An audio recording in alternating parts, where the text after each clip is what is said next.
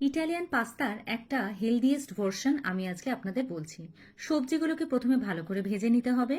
এবার চিকেনটাকে সেদ্ধ করে তাকে শ্রেডেড করে তার মধ্যে লেবু, দই, নুন, গোলমরিচ দিয়ে ম্যারিনেট করে রাখতে হবে।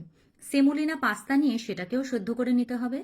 এইবার ওই ভেজে রাখা সবজিগুলোর মধ্যে ম্যারিনেট করে রাখা শ্রেডেড চিকেনগুলোকে খুব ভালো করে মিশিয়ে নিতে হবে। ঠান্ডা দুধ নিতে হবে এবং সেই ঠান্ডা দুধের মধ্যে ময়দার বদলে আমি সিম্পল আটা দিয়ে ভালো করে গুলে রেখেছি থিকনেসের জন্য, এবং তাতে একটুখানি পার্সলে অরিগানো মিশিয়ে দিয়েছি। ওই মিশ্রণটা কড়াতে দিয়ে একটু ফুটিয়ে ঘন করে নিতে হবে। ওই মিশ্রণটাকে চিকেন এবং পাস্তার মধ্যে ভালো করে মিশিয়ে দিতে হবে এবং মেশানোর সাথে সাথে পর্যাপ্ত পরিমাণে নুন তো দিতেই হবে, কিন্তু মিষ্টির জন্য আপনারা চিনির বদলে একটু গুড় ইউজ করতেই পারেন, কারণ গুড় কিন্তু খুব হেলদি। খুব ভালো করে মিশ্রণটা মেশানো হয়ে গেলে আপনারা ইটালিয়ান হার্বস দিতে পারেন। সেই হার্বসটাকে আমি ভালোভাবে ওই পাস্তার মধ্যে মিশিয়ে নিয়েছি।